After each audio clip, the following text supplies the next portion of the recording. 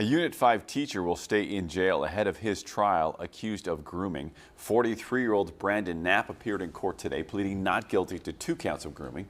The prosecution claims that Knapp had an inappropriate relationship with an alleged victim under the age of 17. Police in Normal have also asked for any information on other possible victims. A spokesperson for the school district told us Mr. Knapp has been on paid administrative leave since January and has been told to stay away from Unit 5 property. He'll stay in McLean County's jail until he goes to court for a pretrial hearing on June 4th.